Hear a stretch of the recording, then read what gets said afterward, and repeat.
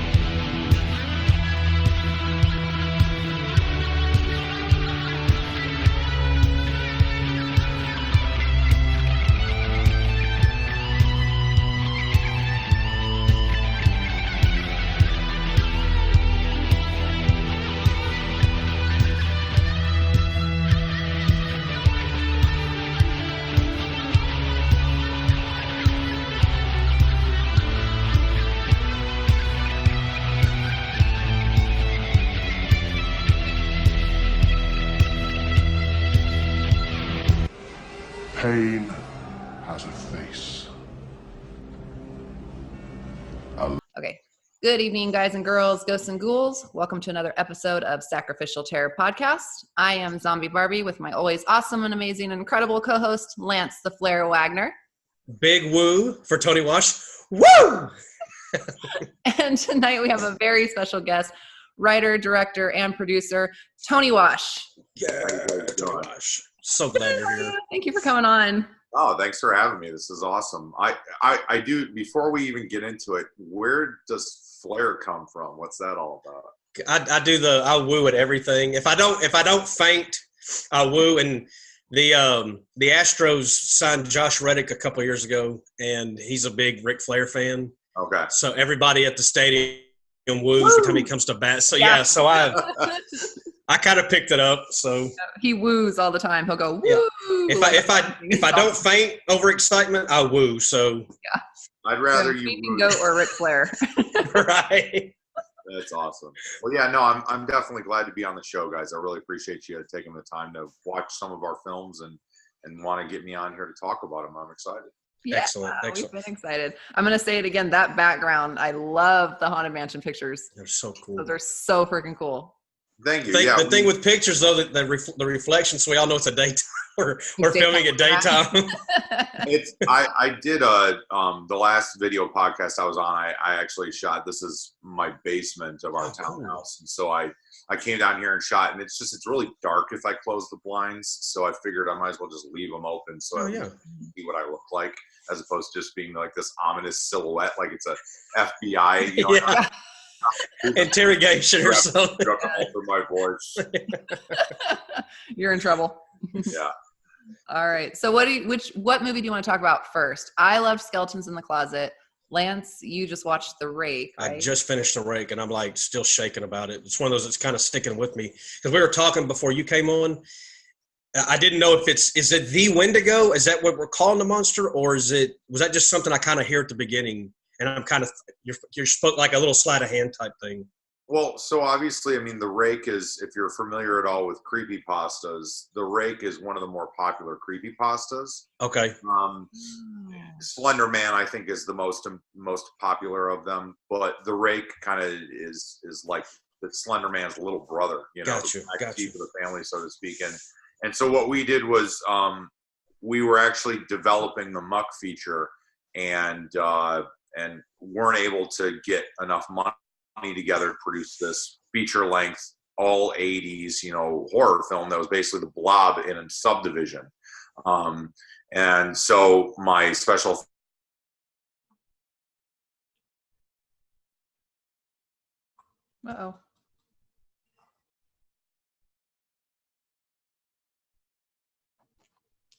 What just happened?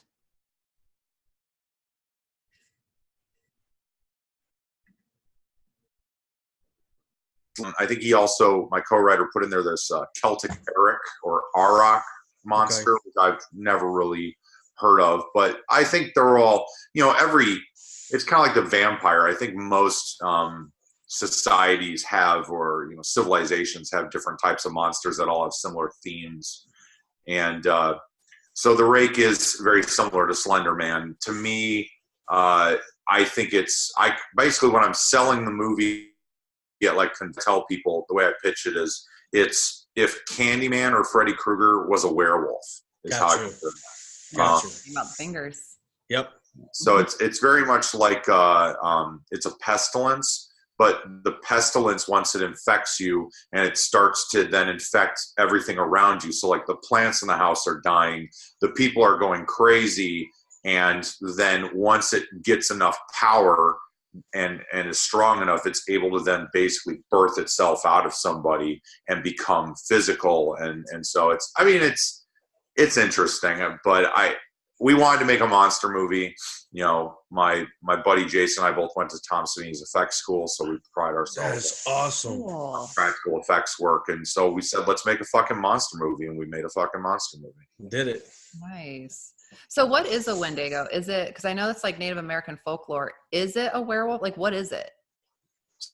So, well, the most popular, I think that was a Wendigo. And that's the death dog. Like, what Can could you be hear me? upsetting you? Yeah. What could be upsetting you? Sorry, Tony. No, it's okay. So basically the Wendigo, the interesting thing is that the first version of the Wendigo I heard was not the more popular version. What the Wendigo is a Native American legend about a man who, I think the movie Ravenous explained it the best. Okay. With the one with David Arquette and the guy from Beetlejuice, and I think Guy Pearce was in it. I think you're right. And basically it's like a man, like the Donner Party was an example of it, where it's like you become so desperate or so hungry or so angry that emotion consumes you, that need for something negative consumes you, and it turns you into almost like a voracious zombie, so to speak. And you become this creature that has a lust for human flesh, and you cannot, it's insatiable, I think is what it is. Huh. So that's the most typically translated version of the Wendigo legend. And then the one I actually grew up with, it was my favorite short story in Scary Stories to Tell in the Dark. That's what I was going to say. That's where I had read it, and it scared the shit out of me when I was little. The whole imagery of the guy being carried off into the night where his footprints just stop in the snow and he's like burning up. Yeah. I fucking love that. Yeah. Right. I was going to mention that. I'm like, that's where I had heard it. And I remember I would always like picture it because how they talk about a speed dragon, like basically they drag away. And that was like, oh my gosh, it freaked me out. Exactly. And that's kind of, the Rake pulls from types of, elements like that, where it's supernatural, where it can come in and out of this reality whenever it chooses, similar to Candyman, but it's able to interact with our physical dimension or plane of existence like Candyman is. You know, Freddy Krueger was only really powerful in your dreams, but in this case, the Rake can actually, like I said, as it starts to get stronger and stronger, it initially starts in the one person's mind, but then once it becomes strong enough within them, it can come out of them. And as it's infecting them and taking over their body, it's also infecting the people and everything else around them. Right. So it's the whole tagline of the movie is it will infect us all. That's the very beginning. That I hate. Randon knows I don't want to do too much. I love talking about it, but I want to spoil too much. But the beginning kills when he says that. That was like really. That was haunting. The way he says that. That was really well done. Yeah, go ahead. Sorry. I was going to say, and the effects were just brutal. I mean, just so well done. I'm telling you, you're gonna love it, Rhiannon. Okay, I'll watch that one this weekend for sure. Brutal. I was loving skeletons. I was like, oh my god. and like they're both. It's the reason why I wanted one of you at least to watch both of them is that, like I said a few minutes ago before we started recording, there's such a different dynamic. Right. You know, one is way more serious. It's almost, I call it a psychological thriller sandwiched in a monster movie, or the other way around. Right. So it's very much like there's elements of Requiem for a Dream in it. There's elements of like Jacob's Ladder in it. I wanted it to look like The Shining meets Alien. I was going to ask you, the Calumet can. Oh yeah, I caught that. good catch. I appreciate that a lot. Thank you. I caught that. I dead set right on it because I'm a huge Room 237 documentary. Oh yeah, freaking love that. Yeah. So I'm always looking for those cans. Yeah, we went. So Rachel Melvin, who played Nicole in the movie, she was from like Zombiers and Dumb and Dumber 2 and stuff. Oh, cool. When she was in town, we were shooting up in Volo, Illinois, which is pretty far off the beaten path. You know, if you're used to like city life and that type of stuff. And so coming from Hollywood, you know, she's in the middle of bumblefuck Illinois, and so she's trying to find things to do. And so her and I think one of the other stars, her brother in the movie, Ben, played by Stephen Brody. I think we went, and there was an antique mall. And that one of the days that we had off of shooting, we decided to go to this antique mall. And we were walking around, and I saw the Calumet can. And again, the movie from the start was, I want to make The Shining meets Alien. Put those two movies together because they're two of my favorite films. And so when I saw that, I was like, I have to put this in the movie. Hell yeah. That's the other Shining reference in the movie. Oh, Shining reference. Oh. Can I have a hint? So, well, I'll just tell you. I mean, because if you didn't, no, maybe I did. I just didn't realize it. I want to get it. No, and there's actually a lot of Shining references. Like even the husband, Rachel Melvin's husband. As he slowly starts to get more crazy, like more angry. He's my Jack Torrance character. Gotcha. His descent to madness is intentionally meant to look like Jack Torrance. That one little silent scream he had was intense. That cool, was badass. Yes. And it's crazy. It's like there's easily 15 minutes of that movie that was left on the cutting room floor. Wow. Unfortunately, that gave you more character development and gave you a lot more of those sequences that really helped build those people. And you know, I understand why stuff was cut, because unfortunately audiences nowadays, they don't want to sit through a movie that is all character development unless it's a classic that they grew up with and they fell in love with 30 years ago. So then they're willing to sit through it for 3 hours, you know? So the other reference though, is that if you're watching the scene, you know how there's in the back of the house, like at the end of the movie, that whole like back porch area. Right. If you remember, there's the part where Rachel and her husband are watching Shanae Grimes smoking a cigarette out on the back porch. Okay. And next to the windows, they're sitting in like a sliding doors, kind of like in the threshold of sliding doors. On the sides of those sliding doors were these two big panels of glass. And so I had a friend of mine who's like a found object artist and stuff. I had him take two pieces of plywood and cut them to look like the Shining mazes. Shit. Okay. Oh. I got to go back and look at that. Yeah. So it looks like a 70s kind of like, you know how 70s houses, the architecture would have things like that, ornate designs, very Frank Lloyd Wright. So I had him do those, and they cover those two side windows next to the doors. And I don't think anybody's ever picked it up, and you don't really get a good solid shot of it, but it's really cool. I know exactly that shot. She burns herself. And then the wife or whatever, I guess, sister, right? I mean, it's her foster sister, right? Yeah. And that was a great shot of her walking. I like that. That was a really good shot. My cinematographer, Robert Patrick Stern, he's my brother from another mother. We've done pretty much everything together since 2012. And he's just a phenomenal artist when it comes to shot composition and translating my ideas from my head to the camera. And you know, we had a lot of movies like Prisoners, that movie with Jake Gyllenhaal, right? And The Strangers was a big influence on this visually. Obviously, The Shining and Alien, like I said. So you know, he does such a good job of putting stuff together. And that's another reason why, like, as much as Skeletons in the Closet is such a fun film, and some of the stuff in that it's some of my favorite stuff that we've shot, the way it looks visually, but the Rake is just, I think the cinematography and the lighting and the Rake and the production design, it's top notch. I was telling right before you came on. It's a top notch film. Mm-hmm. That's the stuff that you go to a theater to see that kind of movie. I mean, it's really well done. And that's what we hoped. I mean, we really, when we were making the Rake, like I said, some of my friends were over last night and we were talking about it.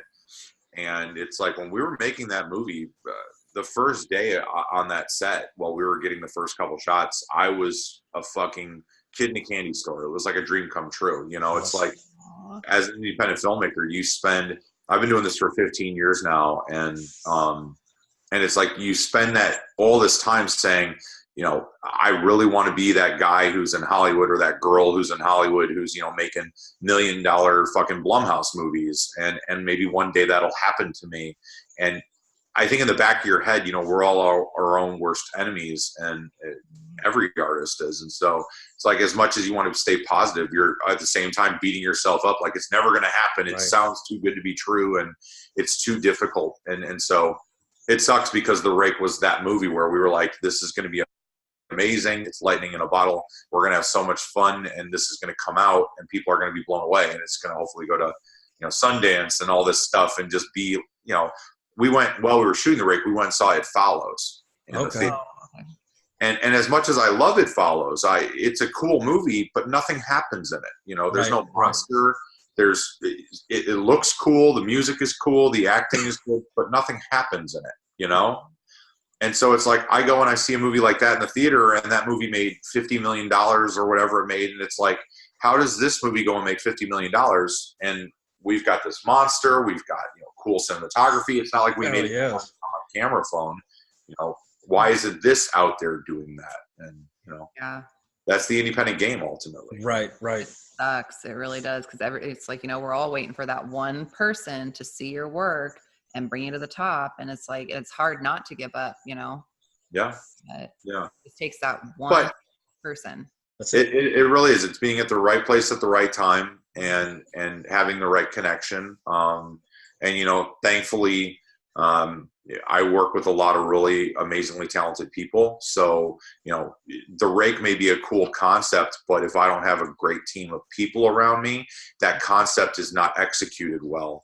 And so the finished product is not something that you can look at and even be proud of, let alone want to promote it, you know, and whatnot. And so I am very happy with what we created with the Rake, and Skeletons too. I mean, all the stuff that we've done. High on the Hog is another movie you'll have to check out. That's the Grindhouse Sid Haig. I'm dying to see that. Yeah, it's totally different from the others. It's not a horror movie at all. It's like an action, drama, crime, drug movie. Cool. Well, and we were talking about that too. Is that out yet or not yet? Yeah, it's out. It premiered in April in LA. Which was a lot of fun, because we went out there, a handful of us from the crew went out there, and they had Sid come down for the premiere. So, you know, that's really the last time that I saw him where he was doing really well, like where he seemed, you know, because I saw him 2 times over the summer. And it was, and that was even great, because I only used to see him like once a year. He would come into Chicago for a horror convention. And we'd always hang out. But before that, you know, it was very sparse. And so to see him 3 times this year, including at the premiere of our movie, which we produced in 2012. Wow. So like Robert Zadar passed away before he got to ever see the finished movie, which really sucked. Working with him was great too. I mean, it's fucking Maniac Cop. He was in Tango and Cat. Right. Yep. This man was the bad guy in a movie that starred Kurt Russell and Sylvester Stallone. That's cool. You know, that's so cool. And Joe Estevez too. I mean, he's Martin Sheen's brother, and he hates when people talk like that, but he's been in like 200 movies. And so to work with personalities like that and with icons like that was just really a cool experience, and just glad it finally came out. And so, yeah, you can watch it on Amazon. You can rent it. I don't know where else it's available, but, you know, most of the typical VOD platforms. Okay. Well, we'll definitely check it out. So how was it working with Sid Haig? Was it amazing? Oh, God, yeah. I mean, he was originally supposed to be on set for 11 days, and we were getting into shooting. We were out in Galena, Illinois, which is this little kind of picturesque, postcard town right near the Mississippi River. And so we're out there kind of shooting on this farm that one of the producers, Bob Farstone, and we all became a family because we were all living together in this roadside motel for a month. And the first week was very stressful. It was very, very difficult to get it all together. The organization was very, slipshod and whatnot. And so that, as much as it was tough while we were dealing with it, to deal with it, after that was done and we all got through it, it made us such a strong team that the people on that set really became a family. Which was really awesome. And Sid was like the patriarch. He plays the character Big Daddy in the movie, and he became in many ways the father on set, or the uncle or the grandfather even, who has that wisdom of, I've been making movies for 50 years at the independent level. Here's what we can do to fix this problem, or even if he didn't have a solution, it was the positive outlook of, hey, I'm Sid Haig. I don't have to deal with this because I could sit in my motel room, or I could drive to the airport and leave, if I want to leave, but I'm not going to, because I want to finish this movie because I believe in the movie and I believe in you guys. That's awesome. That's amazing. Oh, so fucking cool to work with him and to become a friend of his and just to have known him. It's just a bummer that, it's like when we made High on the Hog, he was just fucking awesome. He was energetic, and I mean, dude was still, I don't know, 70 years old when we made High on the Hog, something like that, late 60s. And so for him, let's say, no, he would have been 72 or 73, I think. And so it's like he still had a lot of energy and whatnot. I mean, he wasn't Sid Haig from fucking Devil's Rejects, Sid Haig by any means, but he was still very energetic and whatnot. And so I wish I would have been able to go back to like 2012, 2013, 2014 even, and make another movie with him before he ended up, He'd been acting since the 50s. Yeah. I mean, he was a legend.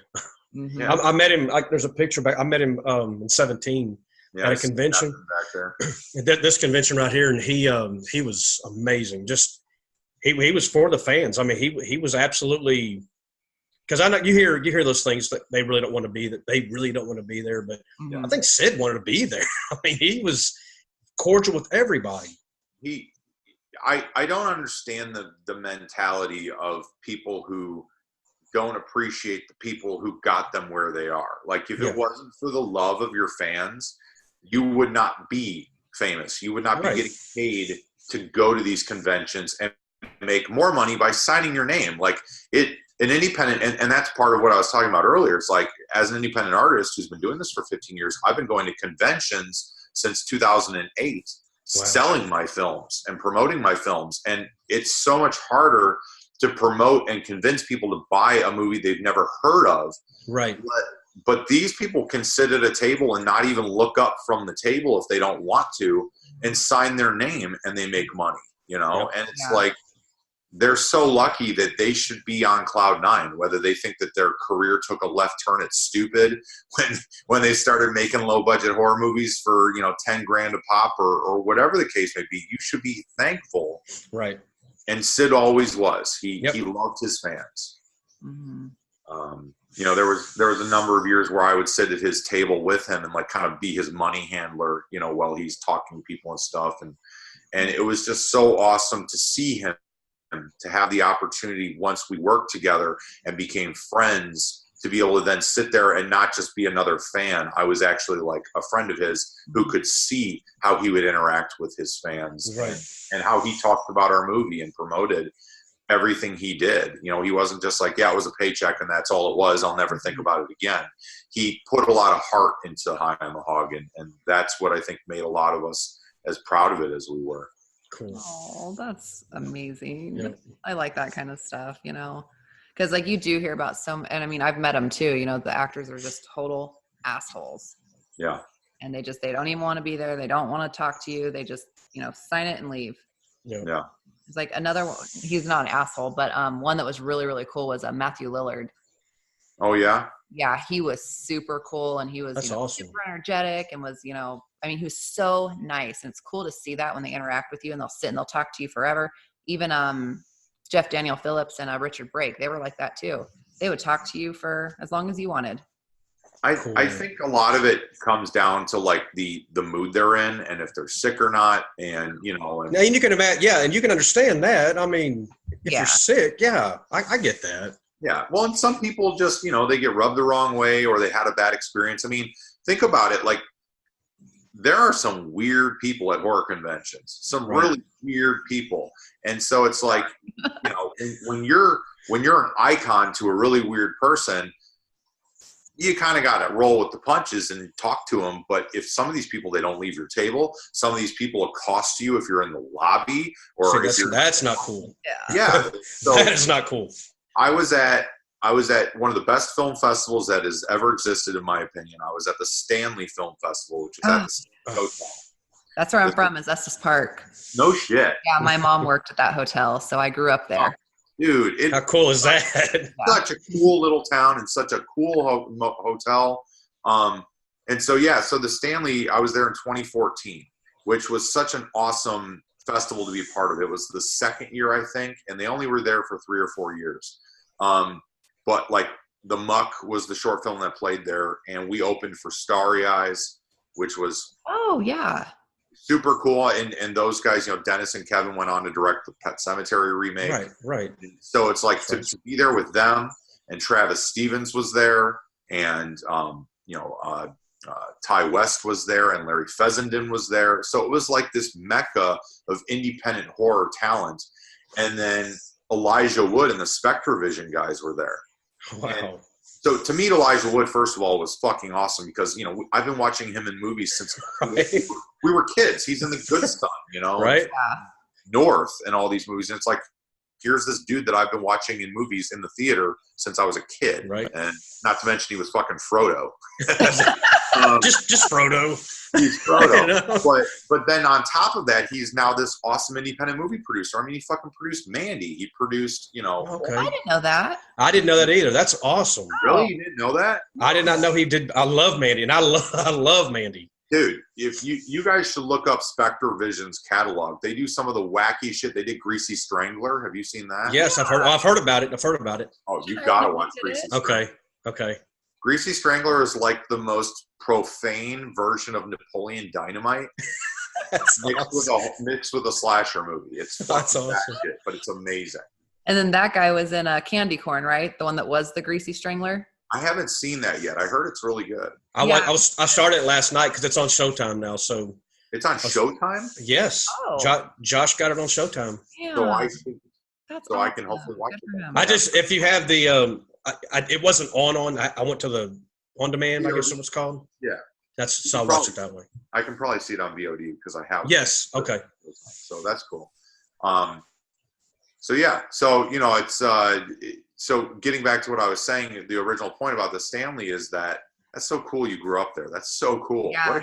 I sang choir in the amphitheater there. That's cool. That's awesome. Yeah. And it's such a cool hotel. So pretty. Yeah. It's a beautiful town too. Yeah. But so what I was getting at though is just that Elijah Wood, he's fucking Elijah Wood. The whole weekend, he had like a train of 3 people following him around. It was just weird. It's like when you're at these things, you have to expect that to happen if you're famous. And I think some of these celebrities, they handle it well, or they keep it bottled up until they get to their hotel room or until they go out for a cigarette and then they let it out. But some of them don't. Some of them, it's like they give you that attitude while you're at their table and you're paying $50 for their fucking autograph. And it's like, well, this isn't what I came here for. Right. Right. And so I'm so glad that Sid didn't have that reputation. And a lot of the people I've worked with, like I said, Robert Zadar was really nice. Joe Estevez was really nice. And that's so strange. How did Charlie and Martin keep change their names, I guess? And then Emilio and Emilio. How did they keep the Estevez? I don't understand that. So I don't know all the drama because Joe doesn't really like talking about it a ton. Okay. I think there's a lot of bad blood in the family. Wow. Okay. And so like Joe Estevez doesn't even really talk to Martin Sheen or Charlie or Emilio. But what it is it's like the mother's last name was Estevez and the father's name is Sheen. And so Joe took the mother's name, I think, for stage purposes, and so did Emilio, and Charlie and Martin kept that name. Okay. And so Joe Estevez wrote a book, and it's called Wiping Away the Sheen, or Wow. So he's pretty public about the situation, but I don't know all the details. Just growing up, that was Breakfast Club was one of mine, and so like as years went by, I was like going, well, how did Emilio get more popular than Carlos? And because Carlos had taken over Charlie Sheen, but I guess it kind of balanced out because Charlie stayed more popular longer, but Emilio with an Estevez last name got popular so much quicker. That always messed my brain up. I think it's just right place, right time. Again. Yeah. Connections do help. I mean, there's so many people in Hollywood that are famous because their parents or their uncle are famous. Right. If you're 50 times removed from Francis Ford Coppola, you're gonna have you're gonna get work. Yeah. Right. Yeah. Exactly. Isn't Nicolas Cage is like his nephew or something? Exactly. I said Nicolas Cage. Isn't that his family member? Yeah. Yep. Exactly. He's Nicolas Coppola. That's his real name. Yeah. Which once again he changed to a different name. It's weird, and he still made it. And even like, you look at Julia Roberts and Eric Roberts, and now Eric Roberts' daughter, Emma Roberts, is super famous. I mean, she's in all American Horror Stories, and she was on that slasher show or Green Queen. Yes. And she's in movies and stuff. And so, yeah, it's all a matter of who you know. I think that's a lot of what the filmmaking industry is about. Okay, we got to cut to it. We got to cut to it real quick because we can't miss out. We've all seen Skeletons in Closets, so we got to talk about that. Yeah, and I know you guys got to get it in. I know you only have a short period of time. How much time do we have left? We should be good to talk about Skeletons in Closet. Okay. Oh yeah. No, we have time. We have like 20 minutes or so. Sweet. Oh, okay. Yes. Yeah, we got time. What do you want to talk about? Ellie Church. How amazing it was. I love Ellie Church. Yeah, I know. Huh? I loved how, to me, I thought it kind of had like a Tales from the Crypt type feel, and I kept telling Lance, I'm like, that Channel 13, the guy that was talking, he was fucking funny. Channel 13, fuck yeah.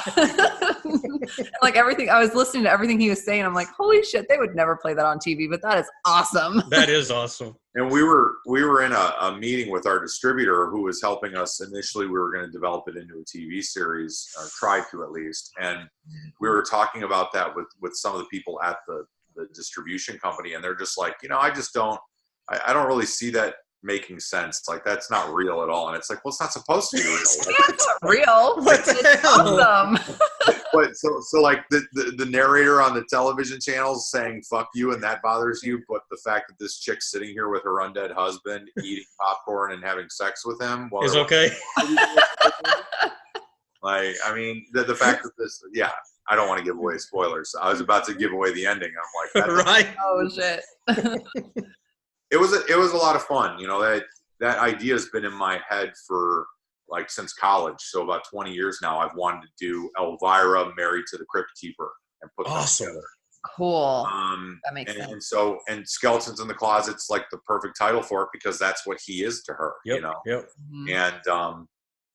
And so we had done back in 2012. We started making a movie called Chop Shop, which is what ended up being the movie they're watching on their show, Skeletons in the Closet. And it was an anthology film that 4 directors in the Chicagoland area had all gotten together, and we were each going to do a short, kind of like Jess, and then, get them out there. And Robert Patrick Stern shot all 4 of the shorts. And so, we basically had this feature-length anthology. Well, after 2 years of post-production, 2 of the directors kind of wanted to do their own thing with their shorts. And so me and the other co-director of Skeletons basically had our shorts. His is the one with the 2 robbers in the junkyard. Oh, cool. And then mine is the grandma and the little girl, the ghoul grandma. And so we had these 25-minute shorts, and we're like, well, what are we going to do with them? And we had a couple different ideas generated about how we could wrap them up or will we just put them on a DVD and sell them for $5 at conventions or something? And so finally we got to the point where we were almost ready to give up on the project, and I pitched Rob and everybody else the idea for Skeletons in the Closet and said, this would be how we tie it together. They're watching Chop Shop on their show, just like Elvira or MST3K watches a movie on their show. And then while they're watching the show, we've also got this little girl who's their #1 fan watching it on television with her babysitter. And there's kind of the Michael Myers escaped mental patient stalking the neighborhood and all that stuff. So it's a movie within a movie within a movie kind of thing. And I think that dynamic made it more unique than most anthology films where it's just one short to another short to another short, you know, very start to finish. I like how we kind of interweave between them and stuff. And so we basically shot the short films from Chop Shop back in 2012, 2013. The one with the girl tied to the chair in the basement, the director Rian Owen, her and I did that movie back in 2014. And then so we had all these sitting on the shelf, and we were like, let's put them all together. And we shot the stuff with Ellie and the dead husband and the babysitter and the little girl in 2017. Who shot that? Who shot the babysitter and the little girl? Robert Patrick Stern again. That one shot with the I guess I don't know how you have her real close to the screen. What jumped in my head was Brian De Palma's Blowout, because I want to say they use that in that a lot. That effect. Yeah, my co-director and I we're big fans of Brian De Palma. We watch a lot of cheesy horror movies from the 70s and 80s and stuff. And so a lot of that kind of really came into play when it was about, that living room where we were shooting the babysitter and little girl was the living room of the house that I lived in for the better part of the last decade. That's so cool. My buddy Jim's house is still very 1980s. We shot the muck there. That's the bathroom. I mean, I showered in that bathtub for many years that the muck was shot in. Real quick. How did you make that? How did you do that? Can you say that? Can y'all talk about that? What? How do you make regular water come out of the faucet and then the muck? How do you do that? I don't know if I want to tell you. No, I'm kidding. No, see? Next time, if you go back and watch the muck again, if you pay attention, we just ran a pipe, like a plastic tube, up underneath the faucet, and we were pumping brown food-colored water out with it.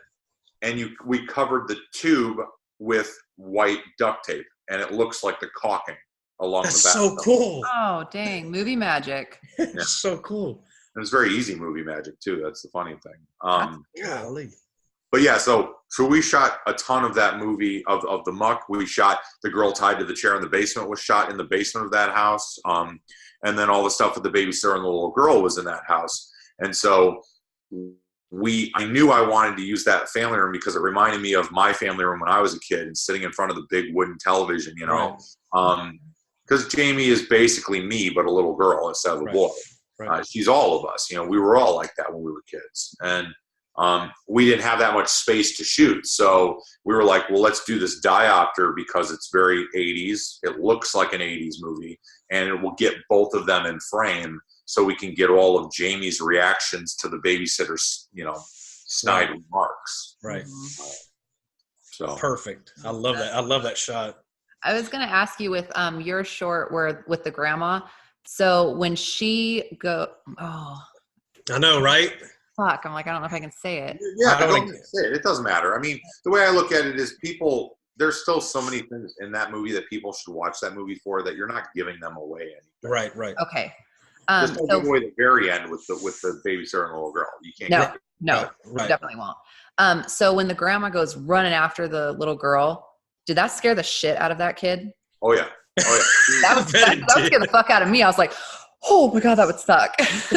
One take, the first take we did that, the little girl started crying and ran to her mom and was like freaking out. And Lee, the grandma, was such a wonderful person. And I'm so sad that she never got to see the finished version of it. Passed away a year or two ago. but she was just such an amazingly sweet and kind person that, just like with Sid on High on the Hog, it's like she was like this seasoned professional on the set who was just like, she took everybody under her wing and was just the nicest person. And so she immediately went over to the little girl's name was Leah. And she went over to her and she's like, Leah, it's me. It's just Lee. It's Lee. And she kind of like moved around and let her touch the makeup and stuff.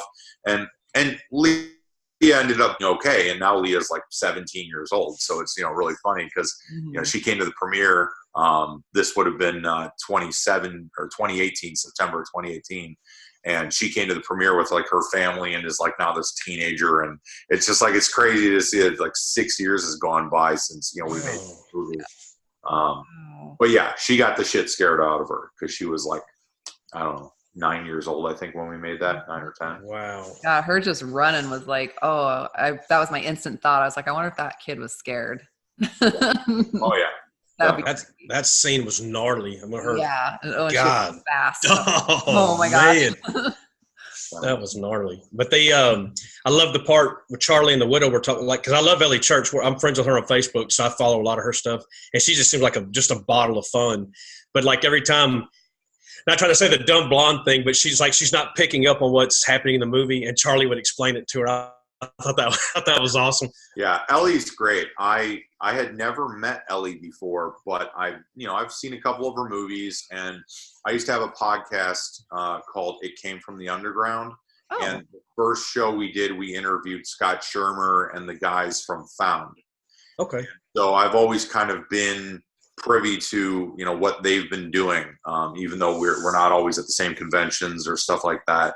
And so when we were shooting pickup shots for High on the Hog, and we were incorporating this DJ character named Mary Jane, who kind of walks us through parts of the movie like the DJ in The Warriors. Gotcha. The narrator of it, so to speak.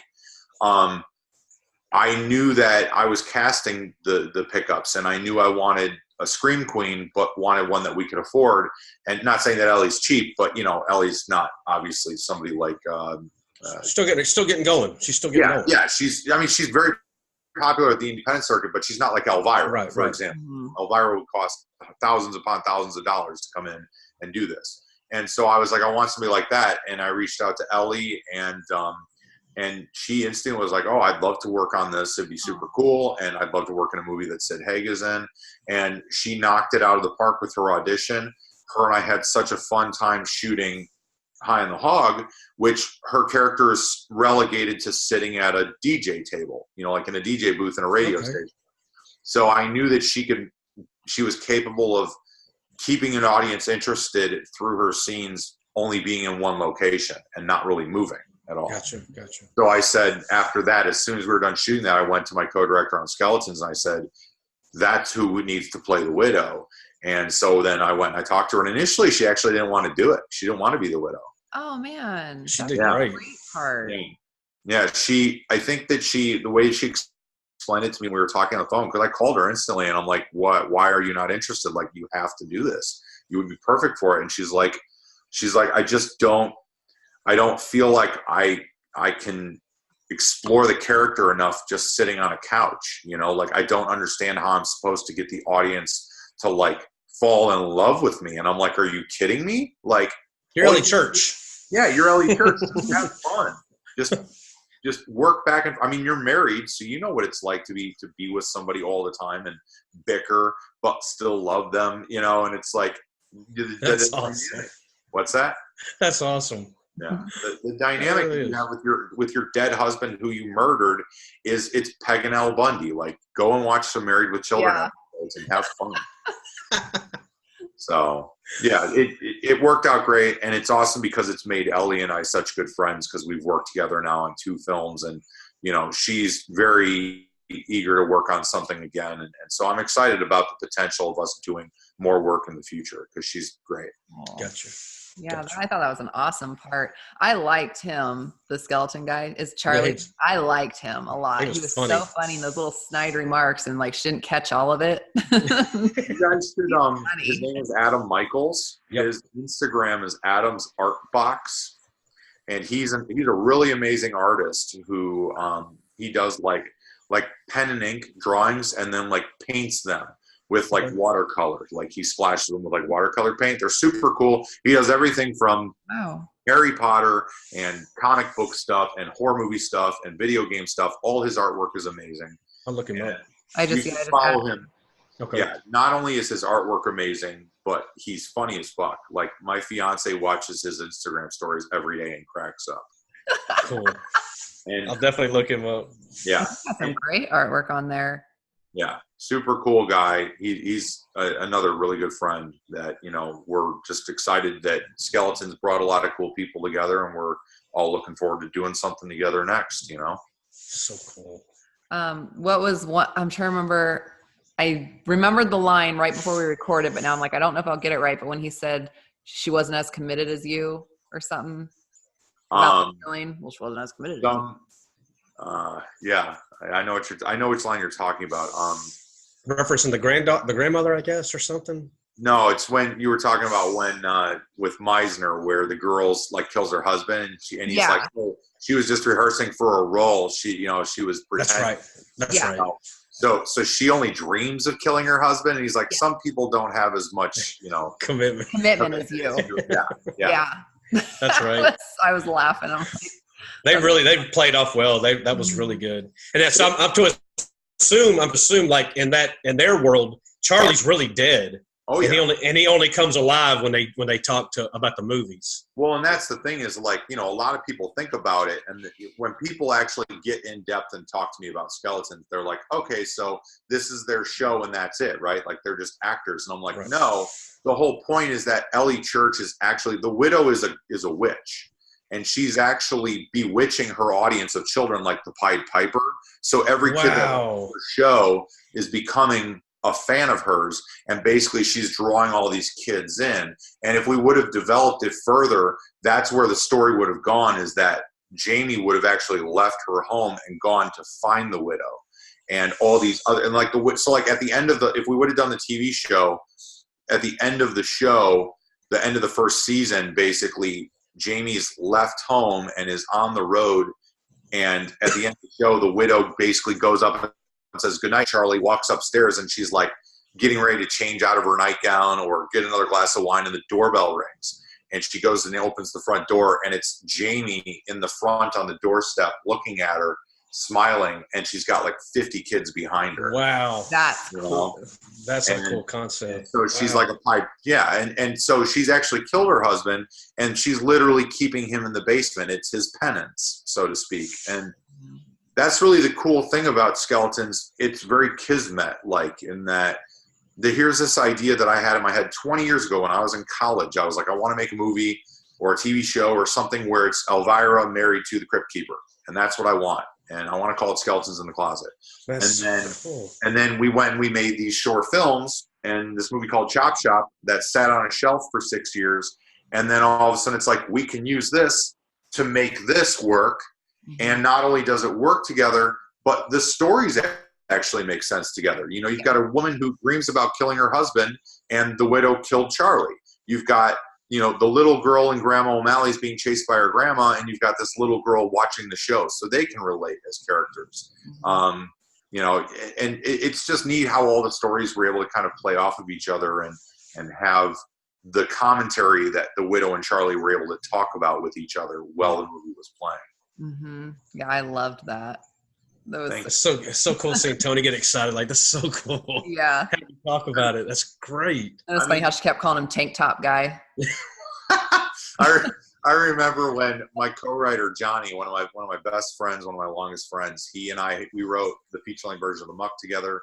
We did a cool short film that you should seek out called A Chance in Hell. It's a World War II Nazi zombie movie I did back in 2010. And Johnny and I, that was the first thing that we wrote together. Along with a Wendigo short film, actually, that no one's ever seen, and no one will probably ever see. But Johnny and I were working on the script for Skeletons, and he got my draft back with my rewrites, and he's like, I don't get this, what, tank top? And I'm like, no, that's what she's calling him because she's not paying attention enough to know what his name is. So she's just calling him Tank Top because that's what he's wearing. And he's like, oh, awesome. Okay.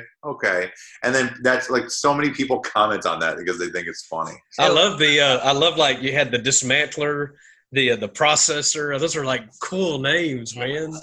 You know. Yeah, and it sucks because originally we had been talking to Sid about playing the processor, and wow, Rush Pearson, who played the processor, is amazing. He's absolutely.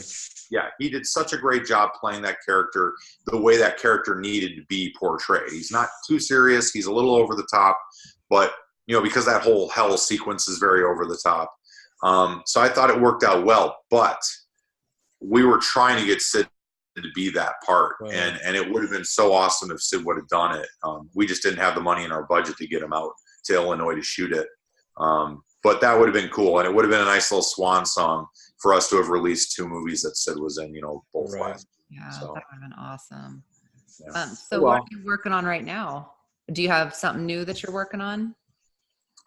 So I've got a couple of irons in the fire, so to speak. I'm developing a script with a Canadian writer by the name of Adam Pottle that I think is going to be really cool. It's called Snipe Hunt, and it's That's I don't cool. want to give the details away. Have you ever heard of a snipe hunt? I've heard. Yeah, take someone snipe hunting and all that. Yes. Yeah. That's like a joke usually, right? Yeah.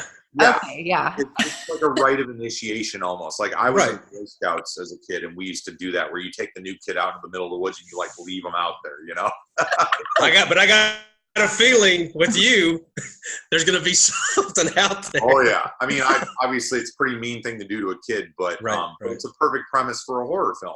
Absolutely. So we're developing that script right now. He's delivering me the first draft of it. This is actually a rewrite on Christmas, so I'm excited for that present. And actually, some of the guys that were at the party last night, we were talking a bunch about, I think that we're going to try and do a short film this next year just to kind of get our presence back out in the film festival circuit while I'm developing the next feature we're going to do. So we've got some different ideas that are all more the low budget, like, single location, small number of actors, but still the cool practical special effects that, the Scotchworthy name is synonymous with. Real quick before we go, Scotchworthy, what's that? I was going to ask, because that's a cool logo, and where's it? I love all that. Okay, so how much time do we have? 10 minutes. Okay. Oh, all right. So I was selling Cutco kitchen knives summer between my junior and senior year of college. So this is 2001.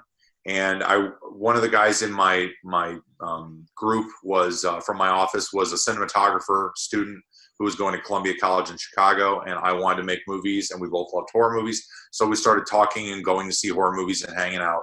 And at the time, there weren't a lot of really good horror movies in the theaters. I was not a fan of the horror movies from the late 90s and early 2000s. Okay. I think it was like right before Saw, but after the whole Scream, kind of teeny bopper WB sensation. Gotcha. So there were a lot of Japanese horror at that time, like The Grudge and The Ring and stuff. And so there weren't a ton of great horror movies out. And so we started at a convention for Cutco kitchen knives. We were at this big hotel having a big conference, and these 2 district managers who, these guys are in their early 20s. This is back when the economy was still super booming.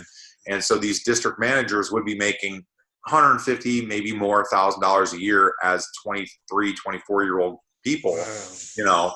And so these guys are driving, BMW convertibles and shit like that. And at these conventions, they're talking and trying to get all of us, smaller sales people to get motivated. And so these 2 district managers made a bet over a bottle of Louis Trey. Whoever's district sold more Cutco knives in the 2-week push period, the other guy had to give him a bottle of Louis Trey, which is what, like $1,500 or something like that. Goodness. And so Bill and I, my friend who's a cinematographer, Bill and I were like, okay, we started seeing all these shitty movies, and we said, do we think we're going to see a good movie in the theater before we make one, or are we going to have to make a good horror movie in order to see a good horror movie? And so we started saying, and we bet a bottle of scotch. Gotcha. Obviously not as expensive as Louis Trey, but we bet a bottle of scotch and said, was that movie Scotchworthy? Was that movie Scotchworthy? There it is. Nice. And that's how the name came to be. It's a cool. I like the logo and everything. Everything's cool with that. That's Charlie. Charlie has been Scotchworthy's logo and I don't know where I came up with the name of Charlie. It's been Scotchworthy's logo as long as I can remember. And my special effects supervisor, Jason Kane, drew that cartoon of Charlie, and it's been my logo ever since.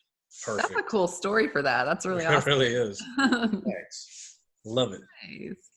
So we'll see what the future brings. Hopefully we'll have a short film in the next year and something in development. Right now, my co-producers, Robert Stern and his wife, Sarah Sharp, we did the Rake together. We did Skeletons together. We did the Muck together. They helped me run World of Death, which is the Bloody Disgusting web series that I curate, along with our other producer, Jim Peterson. And right now they're shooting The Stylist, which is a feature length based off a short film that a filmmaker by the name of Jill. And I'm sorry, Jill, I don't know how to pronounce your last name. I apologize. Jill G.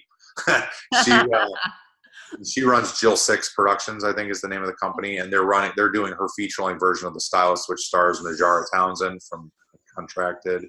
And Brea Grant is in it, who is in everything and is super cool, So I know that they're busy doing that, and hopefully we'll get some stuff going after that, and just excited to see what the future holds. Make sure you tell Callie. Is it Callie Stevens from the Muck? I actually have not talked to her in years. Well, if you ever do, tell her she slayed the 80s look. That was a great. Honestly, that's Sarah Sharp, my production designer. Cool. She is so good at, and the funny thing is that Sarah's young. Like I think she was maybe born in like 87, 88. Wow. She didn't even live in the 80s. And so she's able to recreate that time period really well. I mean, she made the bathroom look like that and everything. So. Great job. Tell her great job too. Thank you. It's all about having the right people in the right spots, delegating to people who are talented and dedicated and willing to put in the time to make something good. Mm-hmm. Well, it sounds like you got a really good crew that's sticking with you. So that's awesome. Yeah. We cycle through people and we retain people. And I think that's the evolution of any business, but filmmaking is interesting because every movie is a separate business that you're creating. And with that, a separate family, And I mean, I haven't been on set in almost 3 years. We shot Skeletons in like March and April of 2017. So I'm really excited to get back on set again. And the short film that I think we're going to do, it's written by Anthony Williams, who has done a bunch of shorts that have been in some of the bigger festivals. And he and one of the guys that he works a lot with, my buddy Daniel Del Purgatorio, they were the ones who won that Project Greenlight Clive Barker Shutter thing. And so, so we're really excited, to just kind of work together and finally collaborate on something. And we were talking with Jason last night about what is the creature from the short film. It's a hoarding short film, and about a hoarder. And so, and there's a creature in it. So we were talking about how's it going to look and what's it going to move like and all that. And just having a creative discussion last night was so invigorating, So I'm getting excited. That's just cool. Get antsy. You want to get back on set. It's funny, like when you're not on set for a while, you really, really miss it. Oh yeah. It's like an addiction. And it's funny because like we were talking about A Chance in Hell last night, reminiscing, because my fiance and I have been together for a couple of years, but she wasn't around when I was making my real movies, like I said, the World War II one. Mm-hmm. And so we were sitting there kind of, Jason and I met on that.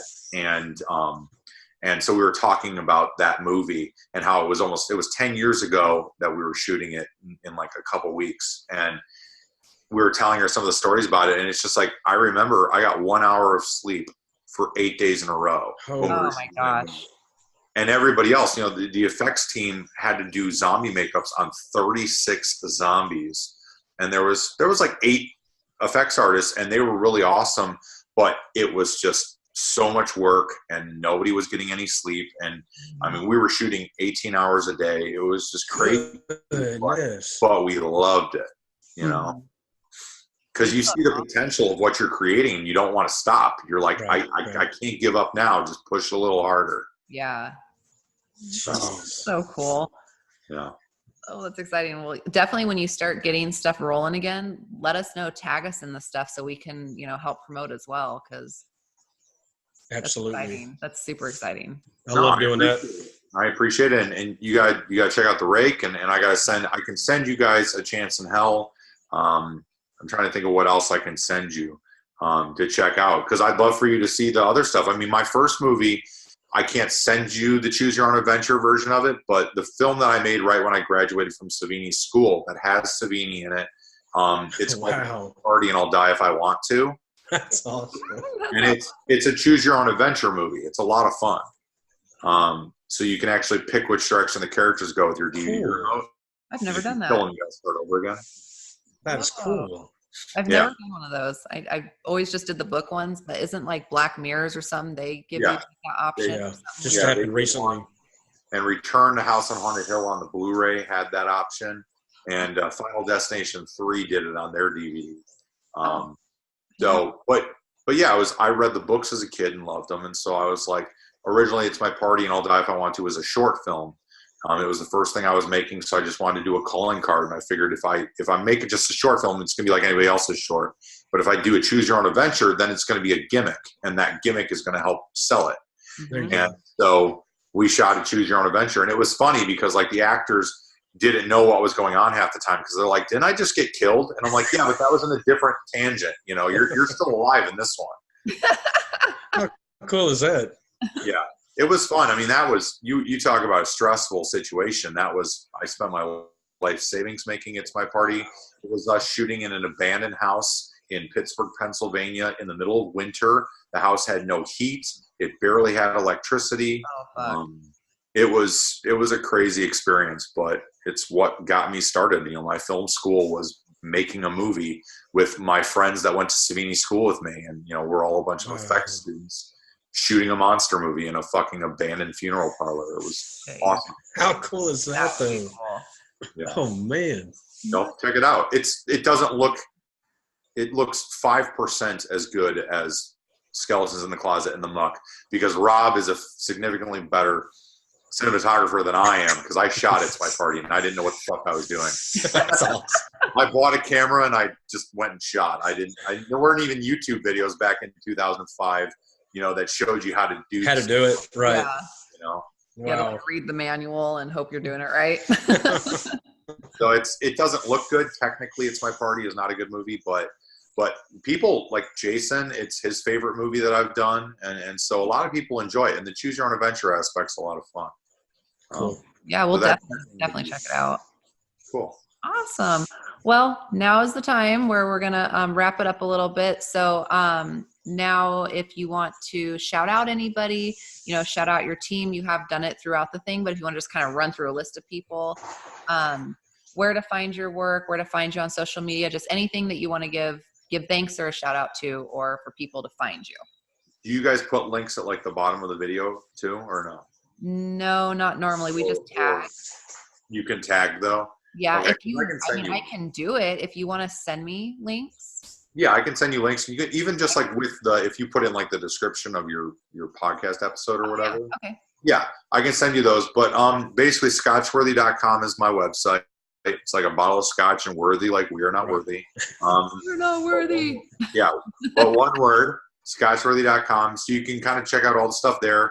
I've got a really nice store with tons of merchandise there. You can buy all the movies there. And a lot of other merch, T-shirts. You can buy the Skeletons in the Closet soundtrack on vinyl, which is awesome. It is. It's a great soundtrack. If you like 80s music, yes, and if you like new wave and that kind of retro stuff, it's great. Ooh, I'm excited. Yeah, and then I'm a huge 80s fan. You should check it out. If you collect vinyl, it's one of the it's the coolest. Like, the company that made our records did such a phenomenal job, and my buddy Shay Vilwalk mastered the album, and my friend Vic, who wrote the theme song to Skeletons in the Closet, he was in a hair metal band in the 80s, and so I said, dude, give me a hair metal song, and so that's where the theme song comes from, and everybody did such a great job. It's hard for me to give shout outs to people because I've worked with hundreds of amazing people over the 15 years I've been making movies, and all I can do is just represent them and let the work represent them. And just I just hope that when they watch this, they don't get mad that I'm not giving them a shout out, because I love them. My stuff I wouldn't be here talking to you guys if it wasn't for my friends, because they're the ones who are, all I do is get the people together. It doesn't look good because of me. So, I just have Rob, Sarah, like I said, Jason, fucking, Kiko and Jim and Dave and Lewis, all the guys that are on the camera team, and Brian and Chris. And there's hundreds of people, the art department team, Angela and so many different people that I've worked with that are just so amazing. And I'm so privileged to have not just met them and developed a friendship with them, but also utilize their talent, for something and to, I think the best friendships arise from an experience, a shared experience, and making a movie is easily one of the most strenuous and stressful, but also enjoyable and, what is the word I'm looking for? Not redeeming, but not beneficial. I'd say rewarding. Rewarding. Thank you. Rewarding. It has to be. I mean, one of the most rewarding experiences. Nothing is like making a movie, spending years making a movie with tons of people, and then sitting in a theater full of people and having to watch that movie and laugh. The first time Ben says Channel 13, fuck yeah, in the premiere of that theater, everybody in the theater laughed. That's so good. So cool. And even awesome. At festivals and stuff afterwards, when we would show Skeletons, people would walk around and I would hear people saying, like, Channel 13, they'd be like, fuck yeah. That's awesome. Yeah, it's super cool. I just hope that it can keep perpetuating. I want to keep making movies, and I want my friends' talent to keep getting seen by people. And I'm hoping that one day we'll have the budgets to not only be getting paid so we can actually, make a living doing this and do it more full time. But I just, to pat myself and the team on the back, I think we do good work, and I want people to be able to see it. I just want people to be able to see it. Definitely. Good. All right. Awesome. Your turn. Okay. I'm gonna we do ours too, Tony. Just bear with me for a second. I've been pushing a lot, and we really support is the Indie Brigade. It's George C. Romero, Dean Fernando, and Joe Ridgely. And right now, and I think I forgot to mention the last podcast or last couple. They've got a trailer fest going on, and they actually are taking submissions for trailers. And I'm not sure on all the rules and stuff just yet because it's still kind of new, but that you can win cool stuff and get a lot of exposure. And what George is trying to do is get the indie community to rally together. That's like really important to him right now. I saw that probably through you on Facebook, and I submitted Skeleton's trailer. Okay. But they said, like, in the rules, it's like you submit it for free, but you have to like their page and share their page. But I didn't know where their page was. Right. So there might be some technical stuff that I'll get with Joe if there's something that maybe makes it easier or whatever. I don't know. Yeah, if you could let me know, I'd appreciate it, because I don't not want to promote it. I just find it. Okay. I'll get with Joe on that. And thanks for doing that. That's awesome. Oh, and, I think Skeleton's trailer is great. I think it's awesome. A great trailer. So. Hell yeah. And the movie is great too. So everybody needs to watch it. Everybody needs to watch it. Yes. And let's see, Thad Timothy, Lance Dale, and David Martin. They got their own little primetime horror podcast working, trying to get that going. Ty and Draco, one of my good friends, Aaron Garcia, James Blankenship, Scott Williamson, Damon Williams, and Charles Harsky. So since I've known since junior high, he's a huge fan of the podcast. And that me saying I've known someone since junior high means 30-something years. So. Charles Harsky? Yeah, I've known him for a long time. I didn't know that. And then Daryl Hook is a friend of the show. He has his own YouTube, Mr. Meat Hook. He does unboxings, kill counts on movies. He did one for a Pool Party Massacre with Drew Marvick, and Drew absolutely loved it. I love Drew. He's the best. Did you see the Santa pictures? Yeah. Yes. Did you see the beard that was like? He has the best. He just does the coolest stuff. And the guy who shot that, Daniel Rodriguez, I think is his name. A super cool guy too. I met him when I was at the Days of the Dead in Vegas. Awesome. Him and Jordan hung out. Super cool guys. So I'm so jealous. I get to hang out Funny. and stuff. And then we have a Daryl has a group. I'm an admin or moderator, whatever you call it, on Facebook called Halloween 3 Lovers. If you like Halloween 3, check it out. It's awesome. Everybody's cool. Roy and Lisa Rose, they run the Cult Classic Convention where I met Sid at. And that's the gas station where the original Texas Chainsaw Massacre was filmed. They own that. And that's a good place to go for memorabilia, barbecue, never know who might come in. Billy. People. Dang it, why do I keep blanking on his name? He has a show on Shutters. Billy Bob. Briggs. Joe Bob. Yeah, Joe Bob Briggs. That's why I put the Billy Bob or something. Joe Bob Briggs. Billy Bob Thornton's Yes, thank you. Now, y'all see where I'm getting confused in my head. Yeah. So anyway, he was there recently, so that was kind of cool. And then at the convention, they're going to have Circus of the Dead reunion. Billy Pond, Parrish Randall, Bill O'Burst Jr., Chanel Ryan. We love all them. Bill O'Burst is great. I worked with him a number of years ago. He's the best. That's one of Rihanna's absolute favorites. He's just so cool. So cool. Super cool. He's a great friend. He's an amazing, amazing man. Awesome. And then My Indie Productions, Itai Guberman and Asaf Angel are doing so much for the Indian community as well. So, and they help us out. So we push them as much as we can. We love them. And then always thank my co-hosts, Rhiannon and Sam and Samantha, my off-screen producer, is not here today. She's shopping right now with her sister-in-law. So, oh man, it's probably hell out there right now. Yeah, I know. Felt bad for her. And I can't thank you enough, Tony. Amazing talking to you. Just the excitement in your voice when you talk about your works. And I'll be honest, just to know that that's being done in the indie world it's mind blowing. That you really have stuff that needs to be in a theater. I mean. And I know indie stuff makes it a theater, but I'm just saying the stuff you're doing is theater worthy. I mean, it is good stuff. I mean, I sincerely appreciate that. And I hope that my crew listens to these podcasts. They're probably tired of hearing me talk. But I hope that they hear the compliments that our work gets, because sometimes I don't think that they're not as immersed in it. Like, they don't always go to the conventions that I do. So they don't get to see the reactions that I see from people who really, truly enjoy these movies. But a lot of it boils down to people like you guys helping us promote it, getting the word out, because it's all about that. If nobody knows your movie exists, they're not going to see it. And so I appreciate you guys having me on the show. I appreciate how much you enjoyed it. And I only hope, all I can say is please help get it out there more, because I promise, like, if it gets out there more and it does well, you'll make more. A lot of people out. It's going to help. And you'll make more. Oh, and Chris Attella. Chris Attella does our music. Sorry. Had to make sure I got that in. And you got to go, Rand, what you going to say? Oh, I was your stuff to medicate my dog. But so I want to thank you for coming on. You've been so much fun. You're so knowledgeable, and to hear how long you've been doing this, it's incredible. Amazing. You really know what you're doing. Your movies are beautiful. It's exciting. So I really hope that you make it very, very far. Thank you. It's that one person. We need that one person. That's right. But so thank you very much again. Thank you to my co-hosts and everybody that you just said.